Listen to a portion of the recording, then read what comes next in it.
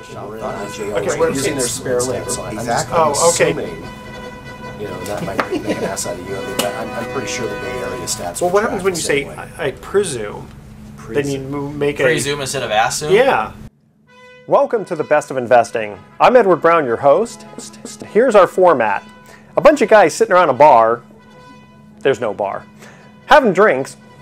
There's no drinks either. But we're talking business, and you, the audience, are listening in. The Best of Investing is actually a radio show that has been around since August 2010, and it airs every Saturday on Fox News Radio, 9:10 a.m. at 1 p.m.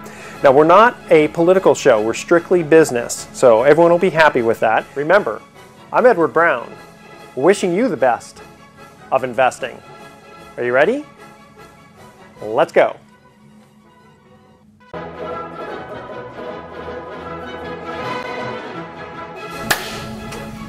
the flag. Okay, here we go. Welcome, you're listening to the Best of Investing on News Talk 910. You know our show. It's where we present valuable information about real estate, the financial markets, and other economic business of the day. And for those of you listening for the first time, here's our format. Hey, imagine a few guys sitting around a bar, having drinks, talking business with you, the audience, listening in. I'm your host, Edward Brown, and I'm pleased to have as my co-host Mark Hanf of Pacific Private Money, California's fastest growing private lender. And we're also joined in the studio with Robert Spinoza. And today's trivia theme is the movie Dances with Wolves, or as my wife says, Dances with Woofs. Oh, yeah. I like that movie. That's a good movie. I like that one. Okay, our website is bestofinvesting.com. Check us out on Facebook and YouTube by typing Best of Investing Radio Show, and we're also on television. Comcast Channel 26 on Saturdays at noon and Sundays at 6 p.m. Now, Robert Spinoza, who goes by Rob, is an Ironman triathlete, and he's got a great website with awesome tools for looking for mortgages, finding a home, calculator tools, etc. Rob, welcome to the Best of Investing. Happy to be here, Edward. Thank you. Yeah, Rob, I love your emails I get all the time, so you're really active, obviously, in your practice. Tell us a little bit about kind of what makes you unique in your mortgage loan origination practice. Great, thanks, Mark. Yeah, mortgage lending has obviously changed a lot in the last 5-6 years, and one of the things that I've found is increasingly important, and a service that I offer to my clients is, we all know that the boundaries have become smaller. The box is smaller, and fitting people into that, working with their variables has been a large part of what I do. I try and get them to understand what they face as they go into the loan process, and then I help them accomplish what they're looking to do given the constraints of the existing environment. And certainly there's incentive to do it with where rates are. So how has your job gotten harder with all of the changes that have happened in the mortgage industry the last 4 years? Edward, how long do we have for the show? Oh, it's a 12-hour show. Go ahead. It really, lending is night and day from where it was. Let's define the boom as 2005, 2006. Sure. If we say that, or at least the peak. The peak, right? Yeah. Exactly. So from that time, I can't think of a single component of lending that hasn't changed in some way due to regulation. So I mean, that's true of hard money lending too, which is really interesting. Yeah. Really? You're telling me Franken Dodd is your favorite? Those guys. I described it this morning as saying they have confirmed for all of us, if we didn't already know, that it is possible to cure the headache by cutting off the head. Now, are there more regulations or changes in the law with respect to conventional mortgage lending due at the first of the year? From what I understand, and I don't know certainly all of the provisions of the Dodd-Frank bill, but from what I understand, I think a third of them have been implemented to date. So yeah, there are things that we're all watching in our industry. Obviously, the increased activity of the CFPB, Consumer Finance Protection Bureau, and also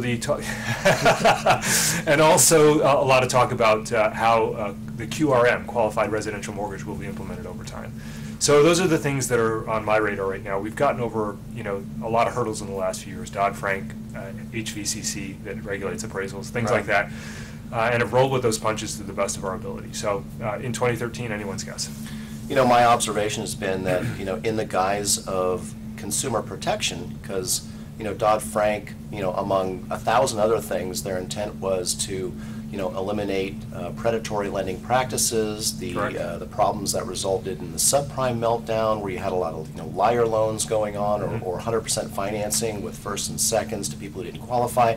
And I understand all that. I think that, something needed to be changed, but the way they went about it, in many ways, to me, it's the result is fewer consumer choices. I would agree with that, and I would also say that in talking with industry folk about Dodd-Frank and Consumer Finance Protection Bureau, one of the things that comes up is, let's all not forget that there's nothing in that mandate that says they're trying to make things less expensive for the consumer. So all of these... That's a very good point. Yeah, it's more just a matter of the regulations of filling out the paperwork. Right, and ultimately it all rolls downhill. And what we found, certainly at our company, and I'm sure every other lender, is there is a cost to implement all this regulation. And the fallout that results from the increased appraisal scrutiny, not that the intent was wrong, but all of that stuff ends up hurting the consumer in the pocketbook at the end of the day. So, the regulations, to the degree that they protect the consumer, look, I'm all for that. The guys in our business, like myself, who have been ethical all along, who have worked in the consumer's part, we continue to try and do that. We just wish we could do it with a little more flexibility. Yeah, I know in my industry, in hard money loan origination, we've just been massively impacted by the new Dodd-Frank laws, to the extent that we really can't make consumer loans anymore. And what I mean by that, when I say consumer loans, I can't make consumer home loans.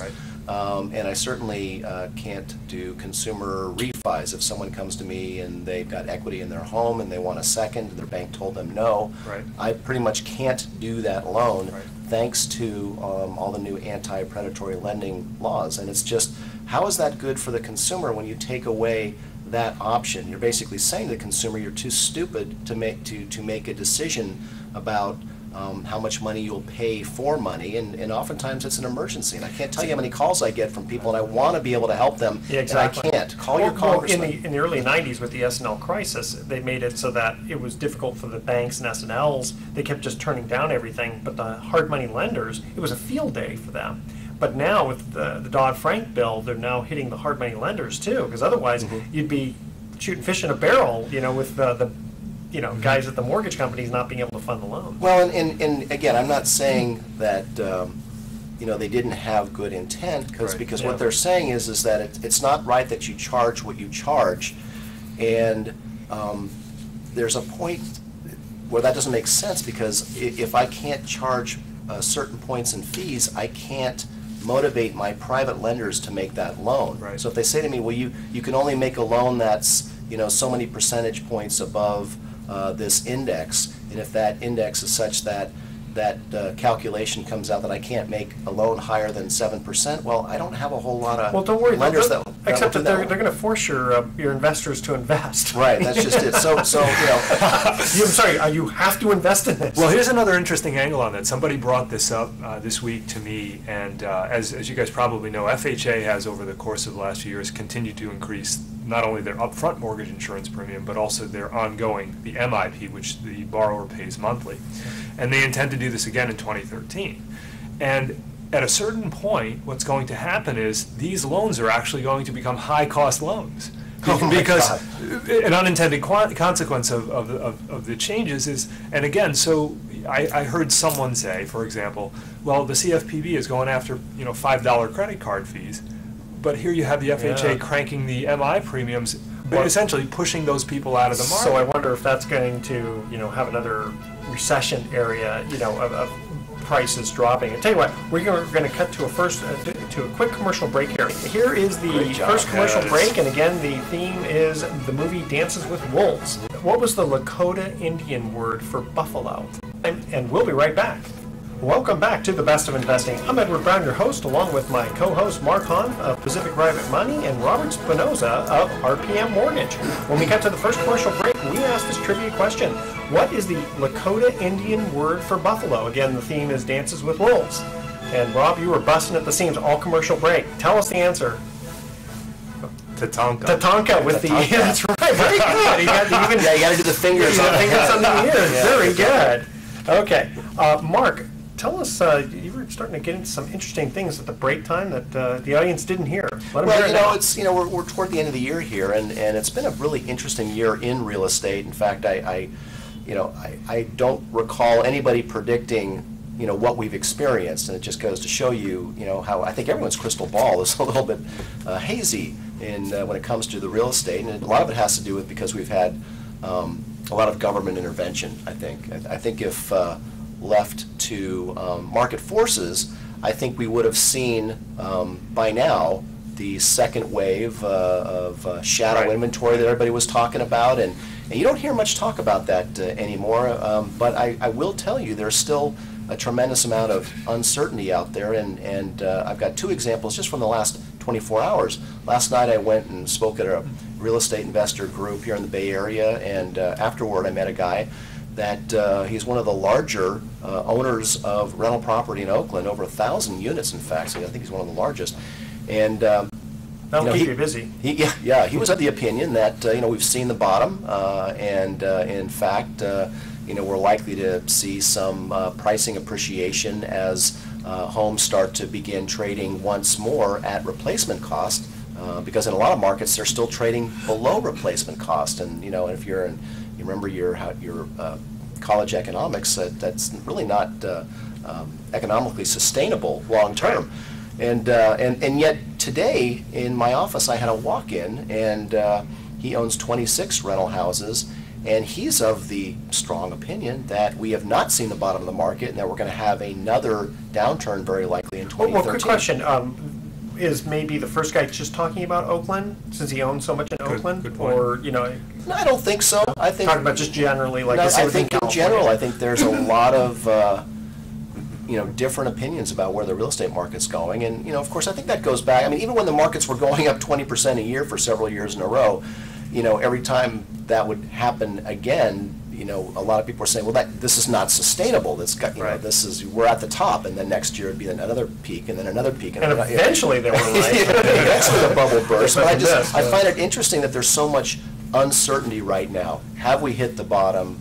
Are prices stable? Are we likely to see any mild or significant appreciation in the next year or two, or are we looking at possibly some economic dynamics with the fiscal cliff and all that stuff looming that we might see a market go back down again? I mean, I don't know that I know the answer either. I just find it interesting that there's so many opinions on it. Robert, what do you think? I would say I'm in the camp that it also doesn't know which direction it could go. I mean, Congress really does have the potential to screw things up wildly with the fiscal cliff. So taking... They've never had that before, have they? Well, because here's the interesting thing about that. If Congress does nothing, which it's very, very good at doing, we affect a really bad outcome. So, I mean, that's the reality of the fiscal cliff thing. So getting beyond that, let's say we go into it. I love at the end of the year, I love saving the predictions for the year ahead, because in my industry anyway,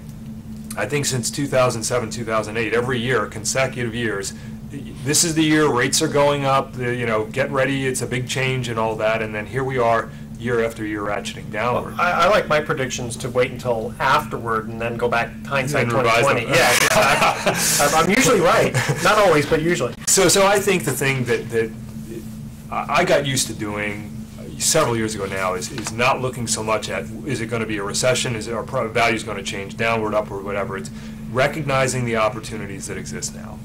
What do you have available? What can you do? And certainly the market in 2012 has been an indication of that.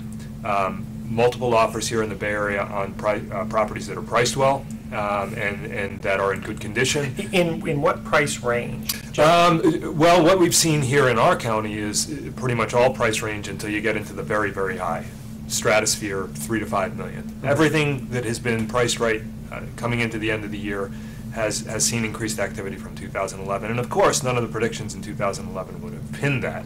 They all thought, okay, this misery could go on forever. Yeah. So the market has turned around a bit, and I think that that's just another reminder that none of us really know where it's going to go.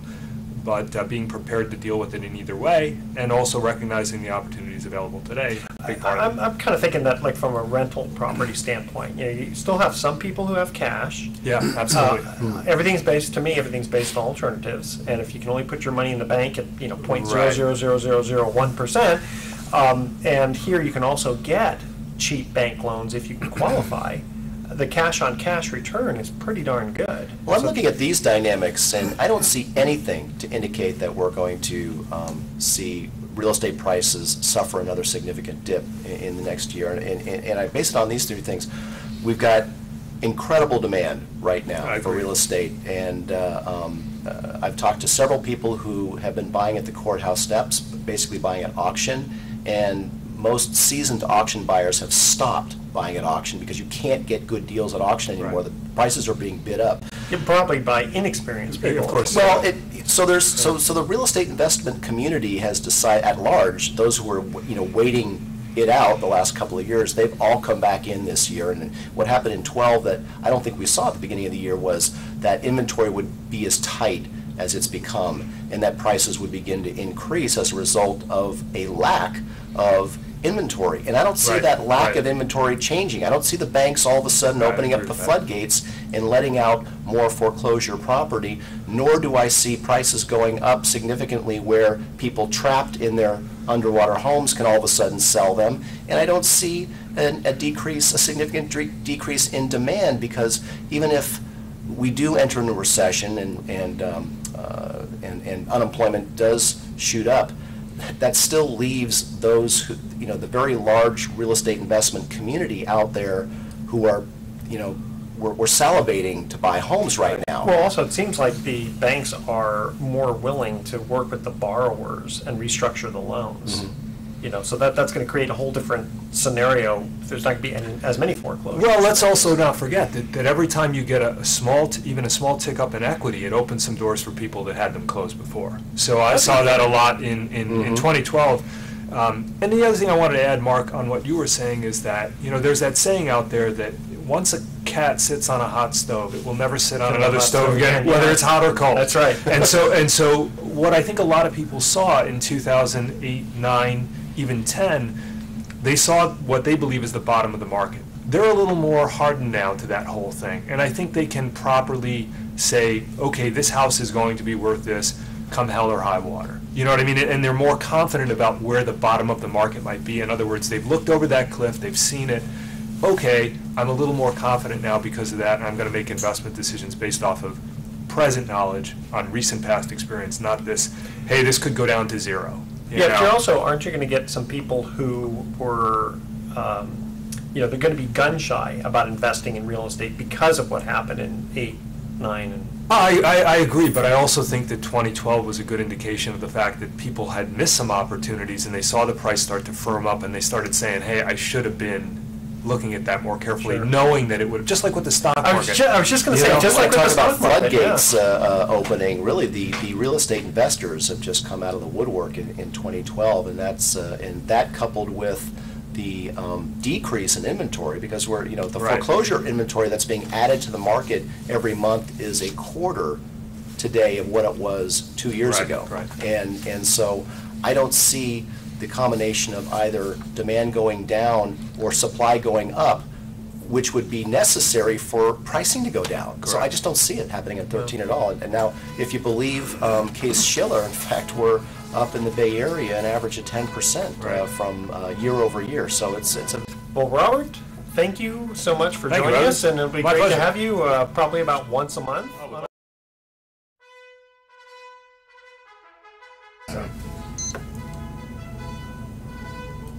Welcome, you're listening to The Best of Investing on News Talk 910. This is the show where we present valuable information about real estate, the financial markets, and other economic business of the day. And for those of you listening for the first time, here's our format. A few guys sitting around a bar having drinks, without the drinks, talking business with you, the audience, listening in. I'm your host, Edward Brown, and I'm pleased to have as my co-host Mark Hanf of Pacific Private Money, California's fastest growing private lender, and Robert Spinoza of RPM Mortgage.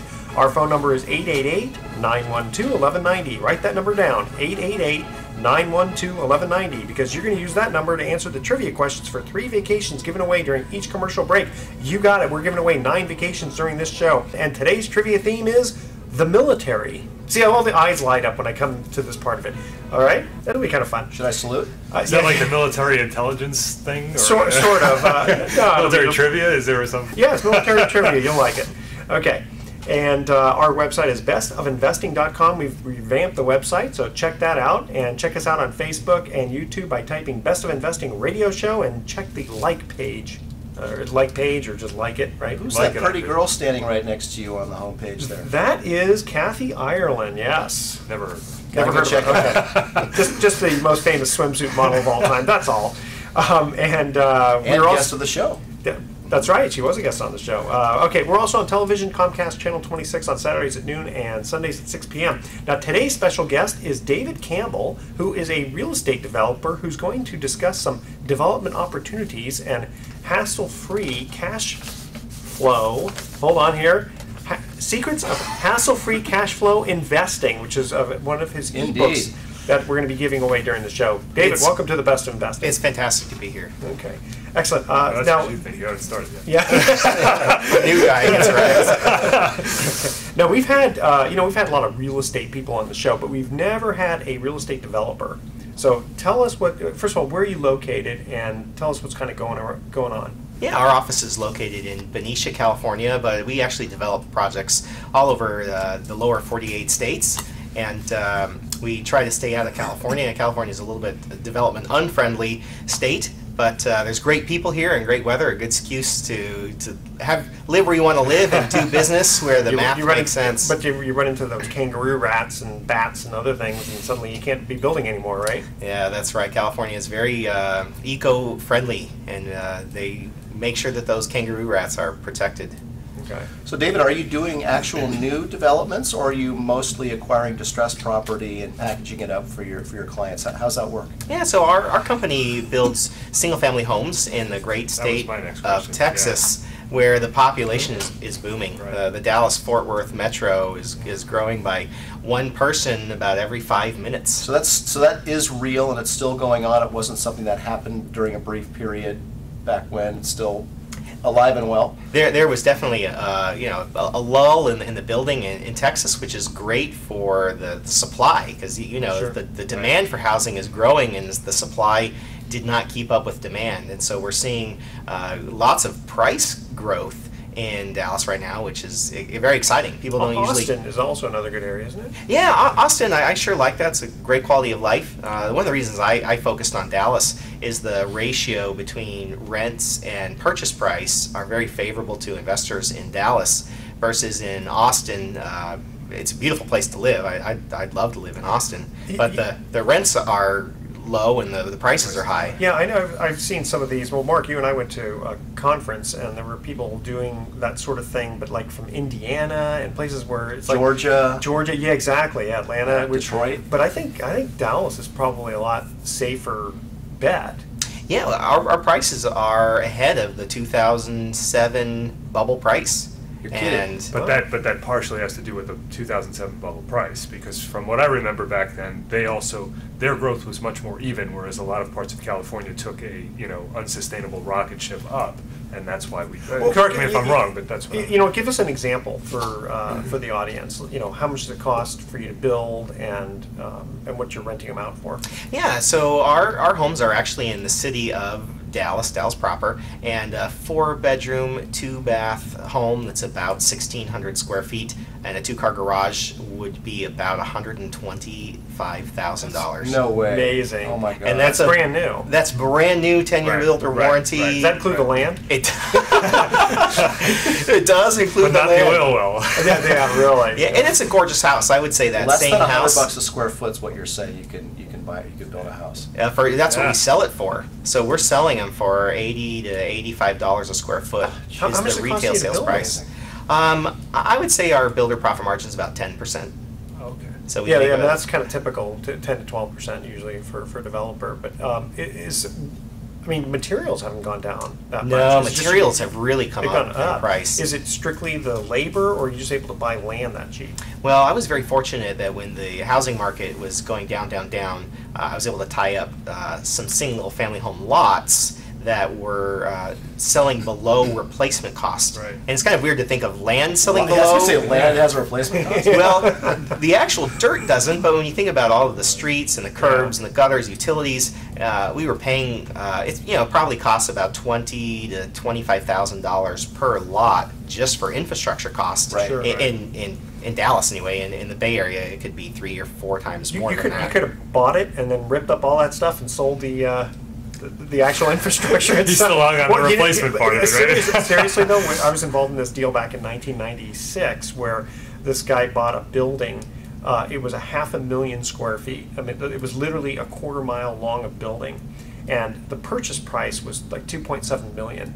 And we figured out that with all the I-beams that were there, he could have just sold the beams for more than the cost of scrapped it. Yeah. Yeah. So how do your clients work with you, David?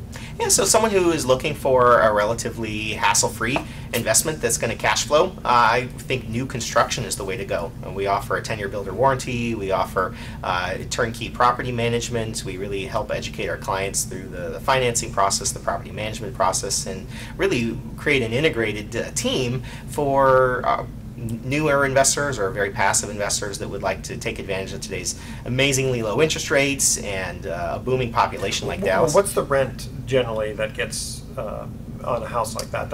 It's so it costs about $120,000. Yeah, $120,000 purchase Okay. price, Yeah. and amazing rent ratio. It's about $1,200 a month in rent. So 1% of the purchase price is the That's monthly amazing, On a especially new home. on a new home. Especially, but here's the deal: is that interest rates are so low Right. that an investor can get, if they have good credit, they can get a relatively low interest rate, and then your cash flow is what, about 18% or something? It's pretty phenomenal. One of the things that I teach on my website is creating the delta between the interest rate and the cap rate on the property. And so if you can borrow money at 4 or 5% right now and invest that money at 6 or 7%, you're making 1 to 2% spread on the bank's money. That's how you really get pretty fantastic returns. And so you can buy a new home that's got a pretty relatively low cap rate. 6 or 7 cap is not something to get super excited about. But when you look at financing that at 4 to 5% interest, now you've got a really powerful, profitable investment. Okay, we're going to get into that right after the break because I'd like to kind of dive in a little deeper on that because I know that I've analyzed some of those things and it's kind of amazing. But I'd like to get into the risks too so that people don't just jump all over without really thinking the whole thing through. Okay, now first of all, last week we had a special trivia contest where we asked this question. 1 out of 7 of us used this as an excuse for taking the day off from work. What was the answer? You ready? A stub toe. Oh. Can you believe that? Now, darn, I wish I would have used that one instead of my usual, I misplaced my comb. Did someone guess right? Well, they did. Hold on, but usually my excuse for missing work at my old employers was I misplaced my comb. Maybe I wouldn't have been fired from my last 5 jobs if I would have known the stub toe excuse. And if you'd had hair. And if I would, yeah, that's right. I do have hair. Come on. And our winner was Joan from Redwood City, and I wonder how she knew that. I hope her employer isn't listening. She probably has a stub toe today. That's probably, yeah. Okay, here is Way to our. go, Joan. Okay, now here's our first commercial break trivia question. Again, the theme is the military. If someone says he is a brigadier general, how many stars does he have? Okay, don't say anything. We have to go commercial break for this question. If someone says he is a brigadier general, how many stars does he have? 888-912-1190. Make sure to include your name, your email address, and speak slowly and spell out your email for us 1 letter at a time, and we'll be right back. Excellent. Nice. How's that? Having fun? Fast and snappy first section. Yes, first segment. I forgot to mention, David, with these mics, if you're going to talk to him, I gotta be right on it. either go Yeah, like that yeah. or just kind of look at him like that. Yeah. Just don't do that. Got it. Sorry, I forgot about that. Okay.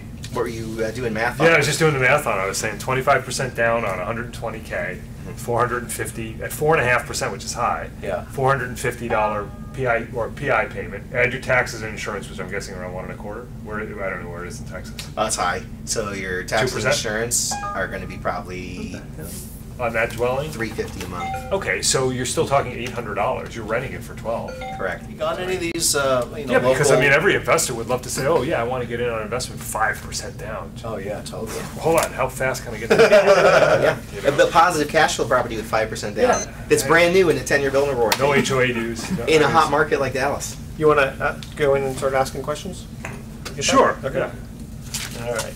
You guys ready? Talk about the cash flow. Yeah. Okay. Cash Yeah. Let's flow. talk about cash flow. Okay. Welcome back to the Best of Investing. I'm Edward Brown, your host, along with my co-host Mark Hanf of Pacific Private Money and Robert Spinoza of RPM Capital Mortgage. Right? Sure. Okay. And we're also in the studio here with David Campbell, who is a real estate developer. And we're going to go to here's the first trivia question we asked. If someone says he's a brigadier general, how many stars does he have? Anyone? 5? I'm going to say 0. One. A one-star general is Okay. called a brigadier general. I thought maybe they got the star after. No. Okay. David, I know Robert was going to ask you a question about cash flow. Go ahead. Yeah.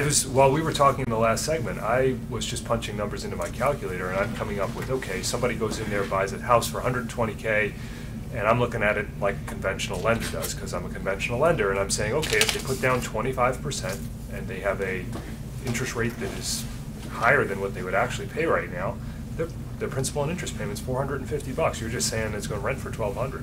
Well, you They're- still have expenses, though, right? Yeah, you have you real still- estate taxes, right, insurance, right. and But even management factoring fee. those in, Yeah, if you put in taxes and insurance and maintenance and a vacancy factor, Sure. then you still should be substantially positive cash seems flow. like you have a good cushion in there. Yeah, that's where I was going with it. Yeah, Yeah. and what is the vacancy factor or vacancy rate in Dallas right now?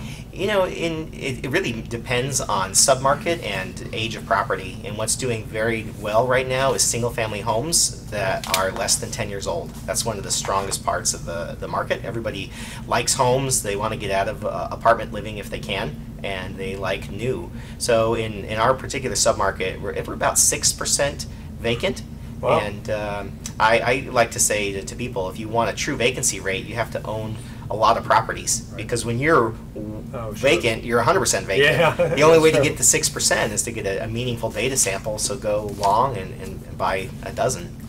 So, David, your business card says hassle-free cash flow investing, as does your website. So how do you make cash flow investing hassle-free for your clients?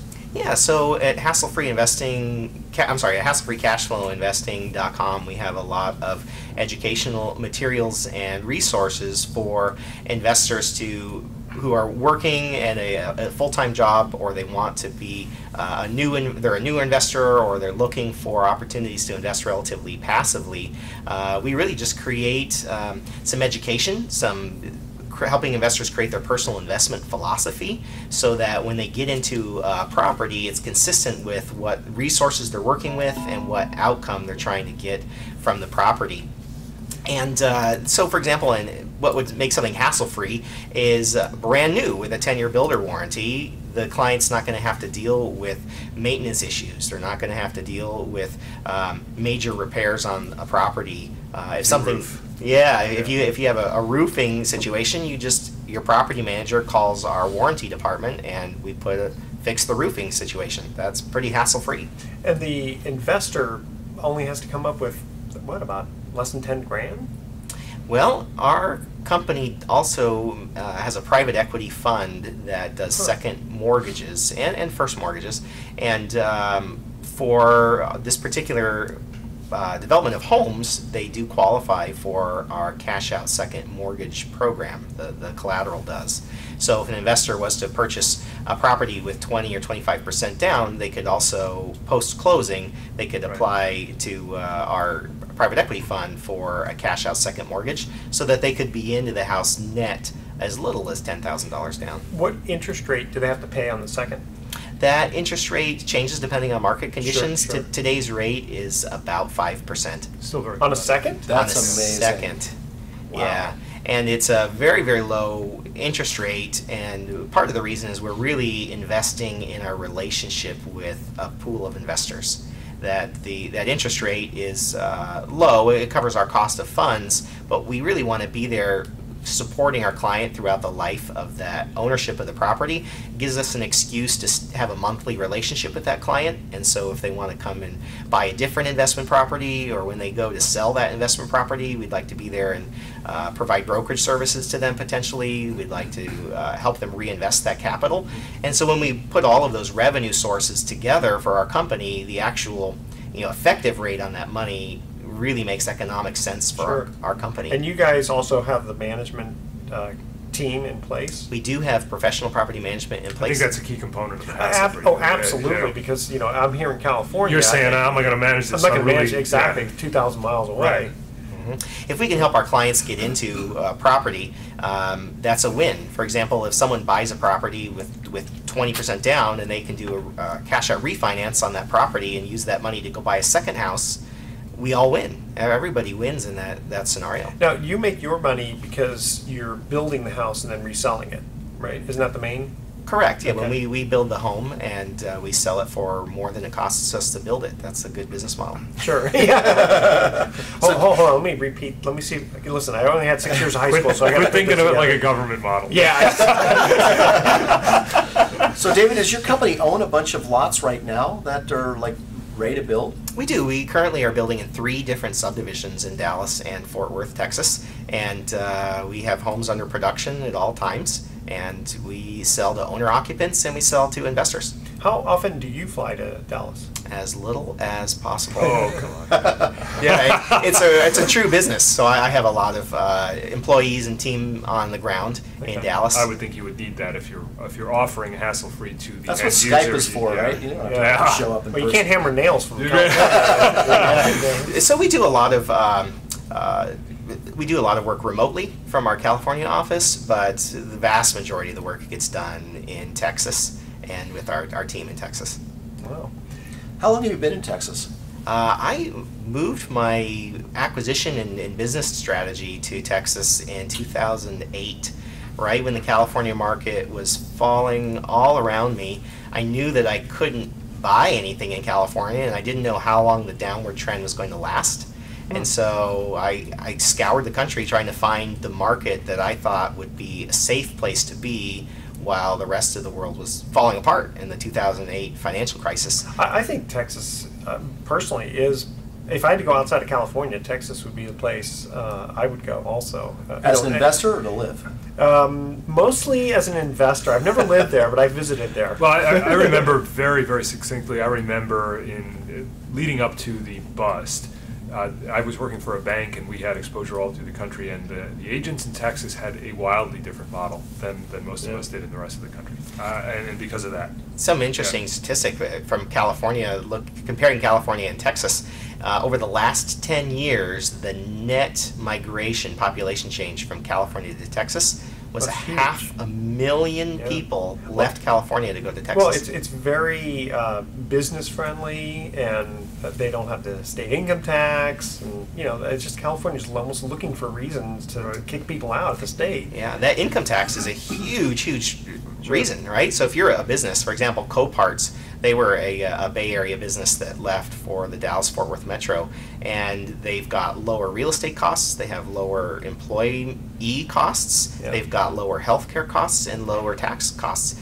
And they estimated that if they could shave 15% off their gross cost of goods sold, it would actually more than double their overall profit margin. Well, there's so much stuff can be done over the internet and Skype and all that a lot of times you don't have to necessarily be right there. In fact, right now, the first 3 callers that we get who ask for the e-books entitled Secrets of Hassle-Free Cash Flow Investing as a gift, David will send them out. So again, call 888-912-1190. Be one of the first 3 callers to ask for the free e-book, and we'll make sure we get that to David, and David will send you a free e-book. It's a great book. You're going to love it. Free is good. Okay, and next week we're going to have, believe it or not, another special trivia contest. Now, we're going to cut to our second trivia commercial question. And again, the theme is military, the military. This one's a little harder. 2 stars. Yeah, okay, here's the question. What comes after 1 star? No. Okay, here's the real question. What does the military nickname GI stand for? Remember, like G.I. Joe? Okay, the first 3 callers. I thought that was a harder question. Yeah, it's Robert easy. knows it. Okay, the first 3 come callers on. with the correct But if answer- Robert knows it, it must not be very hard. I didn't know what it was for. And we'll be right back. Gastrointestinal. That's right. There you go. Having the GIs. The lower GI. What is it? Oh, don't tell us It's now. not saying anything. Welcome back to The Best of Investing. I'm Edward Brown, your host, along with Mark Hanf of Pacific Private Money and Robert Spinoza of RPM Mortgage. And when we cut to the second commercial break, we asked this trivia question. What does the military nickname GI stand for? Now, David, you said something different. Yeah, I think it's gastrointestinal. It is not gastrointestinal. It should be, but That's it's not. having the GIs. Okay, what does it stand for? Government issue. Government issue or galvanized iron. I don't know That was what. general infantryman. No, not. it is government All right, issue. whatever. Very good. I used to play with Army men, but That's true. I thought it stood for Mattel, but GI, no. It doesn't. Okay. All right. Email time here. Mark, here is a very important email we received for you, which is pertinent to what we were just talking about. Very okay. important. With interest rates so low, how can you still pay your investors 8%? You know, it's funny, Edward, you mentioned that would be my question when I walked in here, and you didn't know that I actually wrote a blog newsletter to my investors this week. In fact, it actually went out on Thursday. And it was in response to the fact that I have some old-time trust deed investors who've been around for a while and remember the day when they used to get 12% on their money. Now, I think 10 years ago, hard money loans were a lot riskier than they are today, and the borrower profile was a lot different 10 years ago than it is today. Today, the hard money and private money lending industry, which Pacific Private Money serves, is mostly to real estate investors who are buying, fixing, and flipping. It's a pure business model. They're first position purchase money loans for the most part. They're not seconds. They're not to people in distress with a hope and a prayer of maybe paying it back. I can't get anything anywhere else. Right, Yeah. exactly. So we're making business purpose loans to investors with an exit strategy, usually which is to sell the property. And so we have a very low default rate. And what's been happening is when I first got into this business 5 years ago, I was making loans at 12%, paying my investors 11%.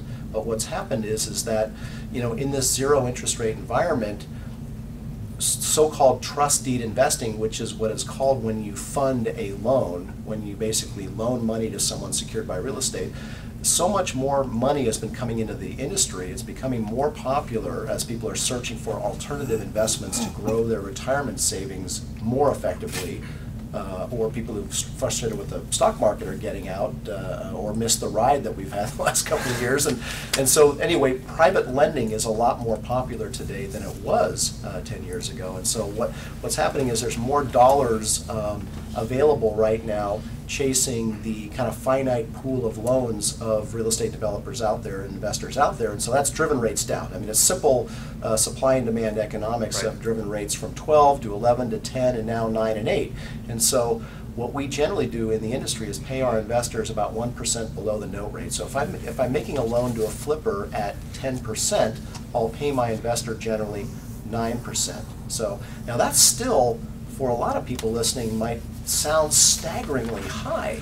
Why would anyone pay 8 or 9 or 10% for money today when Let me ask that question. Why would they pay 8 or 9%? Yeah, when the banks are lending at 4? Well, the answer is the banks are lending to consumers at 4 for home loans, not investors. Typically. You guys are, correct me if I'm wrong, but the way I view it is you are making loans for an opportunity that is not served, not for a borrower that is not served. That's exactly right. Well, also, a lot of times it has to do with speed. Right.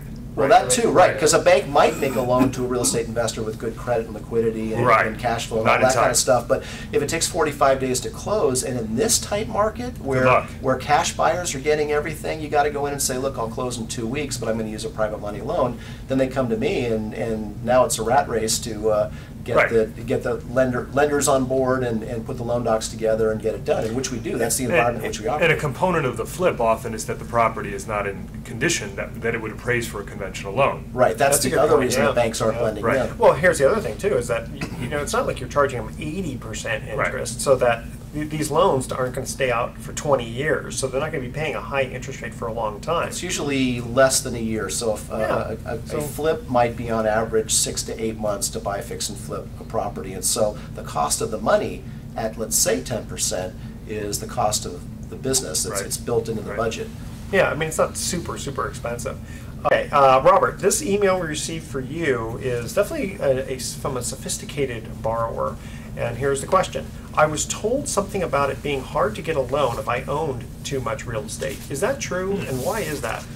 Yeah, this has a 200-part answer.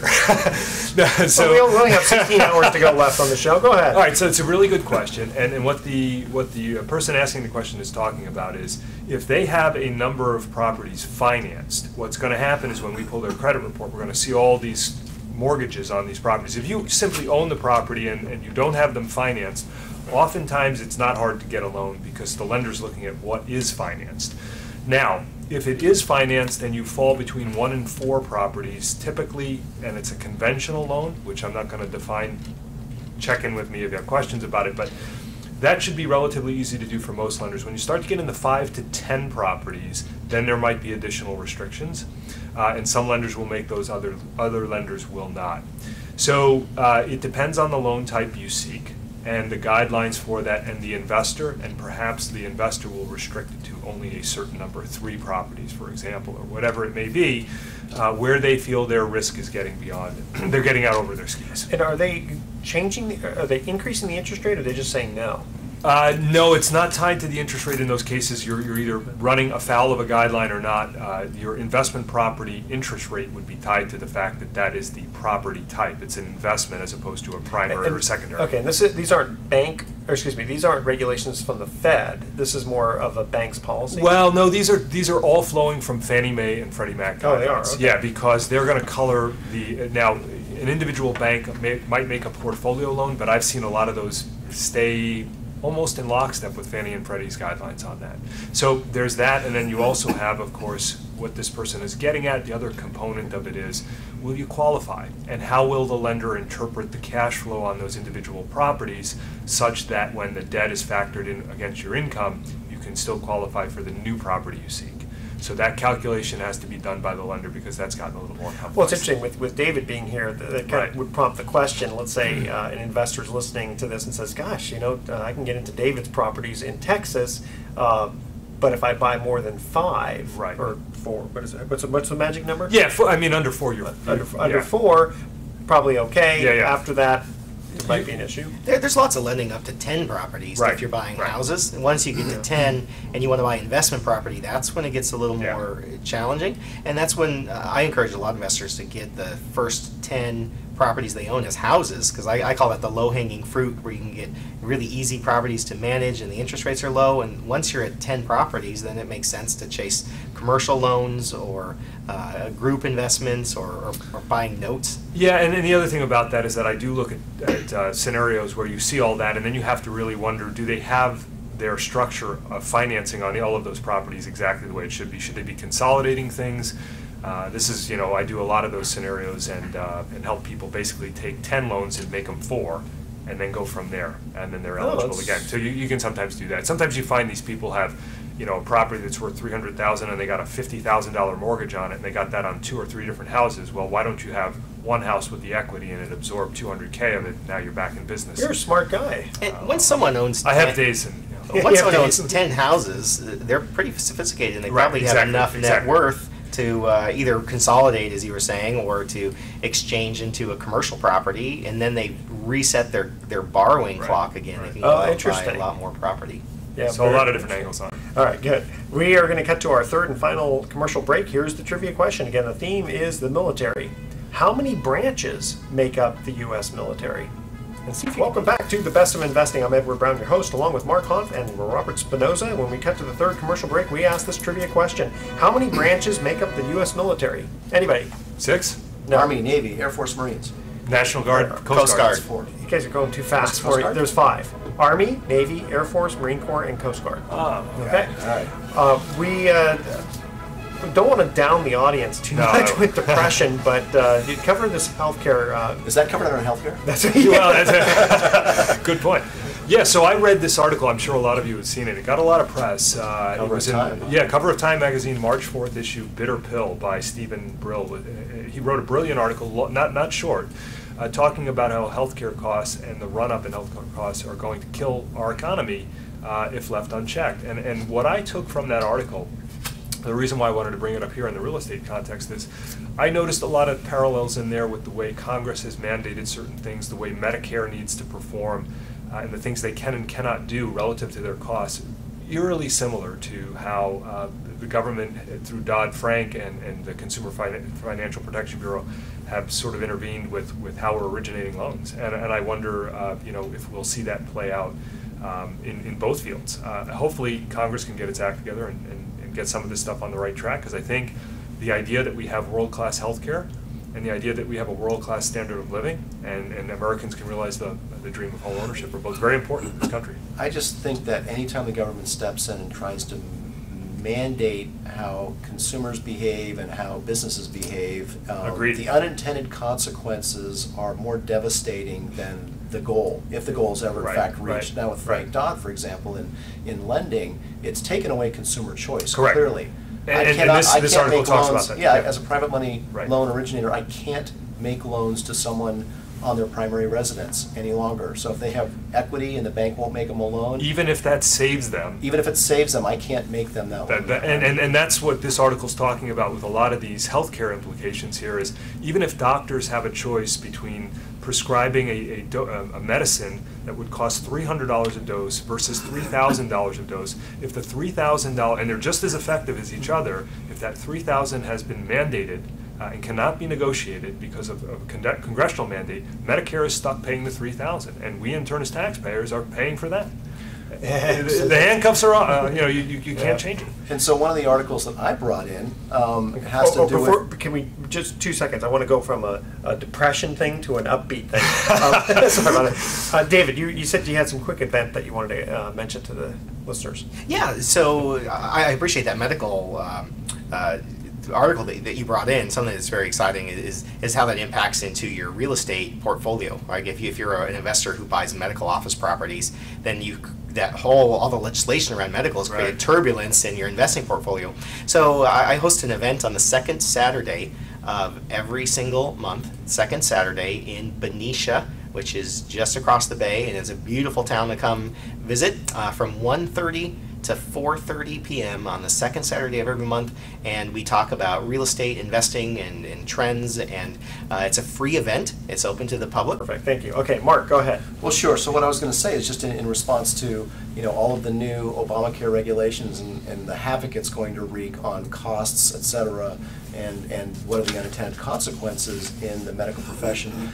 We already know what's happening now in real estate in California. We have a lack of inventory, and one of the reasons we have a lack of inventory is foreclosure activity has plummeted, even though a tremendous amount of people are in default. And the reason it's plummeted is because of this array of foreclosure mitigation paths that consumers now have to choose from. And I love this sentence out of this article.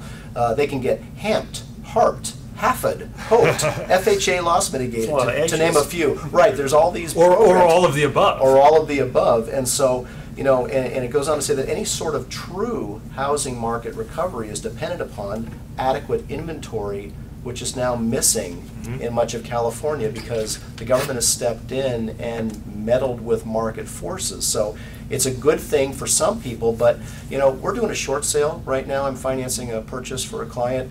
The seller of that home hasn't made a payment on their loan in 4 years. Oh my gosh. So how is that right? I think that's For actually anybody. I think that's actually pretty close to what the average was in New York a year ago. But yeah, that doesn't make it any better. No. 4 years. So the combination of people who are trapped by negative equity Yeah. and the people who are not making payments on their homes and the banks aren't foreclosing because of all these, because the government's basically made it politically unpopular to do Right, so, right. has resulted in a market where we've got this mini bubble happening in California that a lot of people don't believe is a true bubble, or is a Right. true market, Right. and are calling it a bubble because it's the lack of inventory that's driving up prices. I want to take that in just another direction real fast. Yeah. I was reading an article yesterday talking about the Dow being at record highs. Yeah. Okay. And then people were saying, well, what's fueling that? Is it fundamentals? And of course they brought up the wealth effect. And what you're talking about, Mark, is the opposite of the wealth effect, because what I believe is that the people that are stuck in those situations, whatever the wealth effect does good for the people that are in that situation, that is the opposite for those people. Don't go out and invest. Can you explain the wealth effect? The wealth effect. Wealth effect? Yeah. Well, people say when the stock market goes up, they feel wealthier. They're more apt to spend money. They, okay.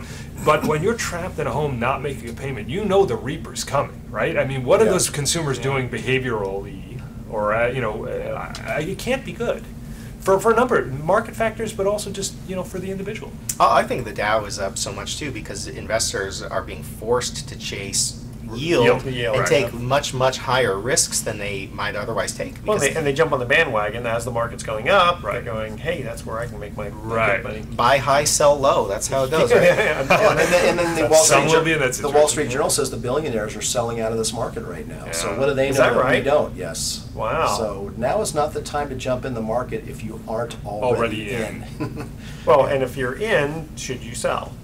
That's the other question, right? I don't know, but the Wall Street Journal says the billionaires, the Buffetts and others, are on a massive sell. I am only $999,900,000 short of that. Yeah, something that the Very billionaires close, though. have a huge advantage over mom and pop Main Street investor is the billionaires are traders. They're in and out of the market when the market forces allow them, and different from Main Street investors that are putting their money in 401k, IRA, and they just buy, hope, and pray that their money goes Indeed. up. And Yeah. I think that's a pretty risky That's why a lot strategy. of times being a contrarian is best. David Campbell, thank you for joining us today. I'm sure we're going to be having you back here again soon. You've got some exciting things to talk about in real estate. And here are our thoughts for the day. If it weren't for electricity, do you realize that we'd all be watching television by candlelight? and I'm gonna make a Facebook account, and I'm gonna call it Nobody, so that when I like some post, I can say nobody likes this. Isn't that good? All right, tune in next week to the Best of Investing. We're going to be giving away 9 more free vacations for answering trivia questions. Thanks for listening. On behalf of our team, I'm Edward Brown, wishing you the best of investing. So long.